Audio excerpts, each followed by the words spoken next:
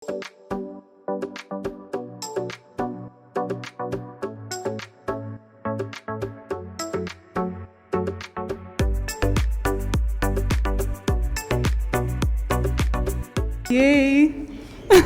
So, super excited. Our speaker is finally here.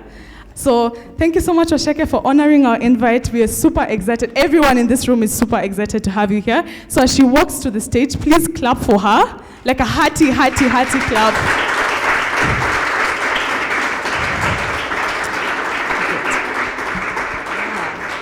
I am Waceke. Really who I am, a student of life. I just like observing life, observing people, observing my own experiences and turning them into message. At the end of the day, that's who I am. Yeah? And I think I'm one of those students that God decided he's going to turn my message into message. So I never set out to be in business. I actually never set out to be in business. I was working, so I studied.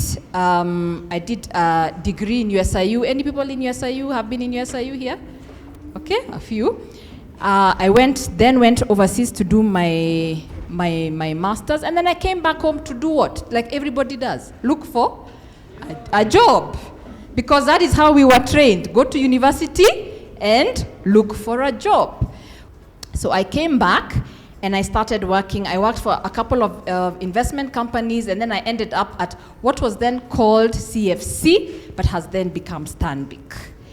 And while I was there, and I was one of those people that I came, did a job, 2 years, I'm in another job, 2 years, I'm in another job. And I was like, what's the problem? And at some point I had to ask myself, it can't be the employer that is forever the problem. It must be me. So I knew it was time for me to do something different. Actually, that is the reason I went into business, because of that feeling that was disturbing me, that it's got to be more.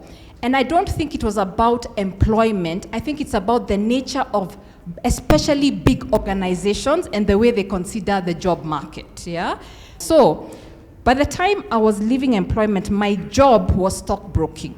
So, and I was a research analyst for the stockbroker. So you'd come, I've done all these research reports on the stock market, how the stock market worked. I used to know the stock market like the back of my hand. And clients come, they read my reports, they buy shares. So I figured, like most people do, why can't I make my job my business? See, I'm the one doing it. So I started a business to actually help people buy and sell shares on the stock market together with some partners. And I was buying and selling shares, and I had clients. I could go and get clients. But even the journey of getting clients, and this was my first lesson in business, I thought the customers I had at CFC, they will come. Shock. So if any of you are thinking of transitioning from employment to business, please be aware. Where you are employed already has built its brand. The customer likes your service, and they like you, but they also like the brand of where you work.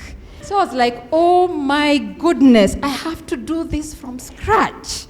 And that was the realization, because sometimes we think we want the easy way out. I have to do it from scratch. I have to build a network from scratch that knows Waceke, not CFC. I've always loved conversations because they teach me so much. That's why I started this. I'm just like, have conversations with people. It just teaches you so much. People would come and they're like buying shares, and then I notice they're a bit sad, and I start saying, what's wrong? And then a 10-minute transaction becomes a 2-hour conversation, because they're telling me about money, they're telling me what we're going through, and then I'm also getting validation because I'm learning I'm not the only one. Yeah, people are going through, even if they look like they have it together, people are going through a lot financially. Or somebody comes and they're telling me about their mother, or they're telling me about situations in their house with their husband or their wife where money is the cause of the problem, or relatives they have to take care, or debts that they have, or exactly what I'm talking about, they want to show a certain image, and they are doing it. Because I'm a firm believer, if we don't change the way we think, it does not matter how much information is thrown at you. It does not matter. And we're in a world where information is available. Information is available. I mean, just go to ChatGPT, it's fine. Information is there. Then you just have to add. It's the human element that is missing in everything that we're going to do going forward, yeah? So I was like, the human element is missing. So I sat with myself and I'm like, where can I find it? And then I just thought to myself, it's me. I can find it in me. So you are the problem you are trying to solve. You are the problem you are trying to solve. Yes, some people may give you insight, but there's nobody who uniquely understands that problem the way you understand the problem. So that is what I found. I really researched, because at first I was like, partner, get partners, who can I offer this to? And I actually started Centonomy with partners, because I was unsure. Have you ever felt and like, it can't be me who's seeing this? Have you ever felt that? It can't just be me. It can't be. So I brought on other people only along the way to realize they're not as passionate and committed to that cause as I was. And then we had to part ways, So really, that's how Centonomy started. Again, as I talk to people, that's why I'm a big fan of networking in whichever way, emails, whatever. My email or something lands on a lady called Yvonne Okwara. And I'll give her credit for this. She calls me to media, never been on TV, everything, etc., etc. And she interviews me on personal finance. And I start talking the same way I've been talking to people. And NTV, and sometimes I think when you have decided to do something, God intervenes, or the universe intervenes. They had a problem with programming, so they ran that interview over and over, over and over and over again. I got 35 people into my first class for Centonomy 101.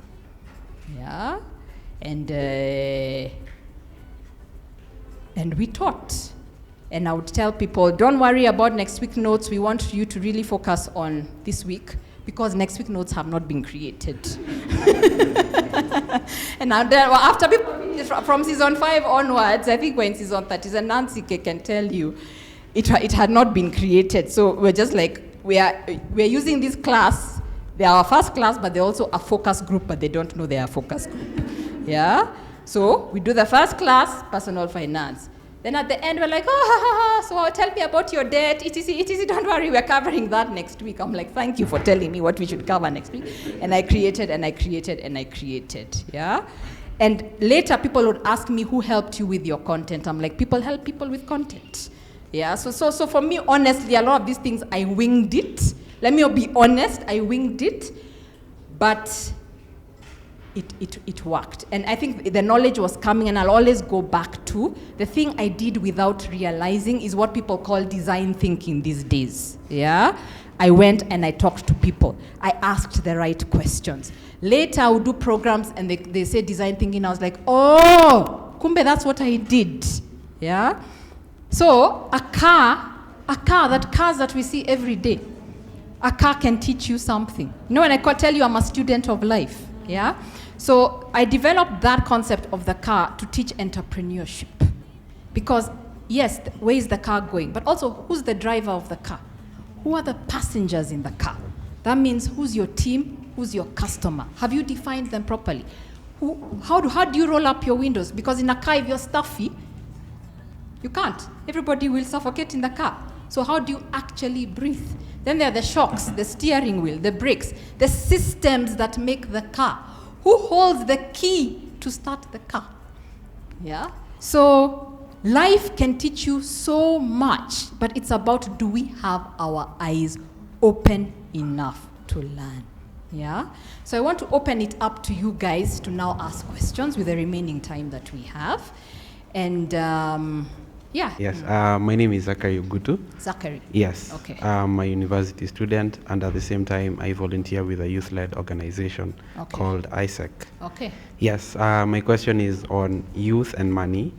What do we focus on at the moment? Is it entrepreneurship? Is it gaining the skills? Where do we go as the youth in terms of money? Well, if I was to talk about, let me just talk about where we are as a country first, or a continent. We always talk about not enough jobs and resources and jobs. People are graduating from university, but there are not enough jobs. Until recently, I think with this new government, this conversation is happening a lot. We didn't talk about the job creators.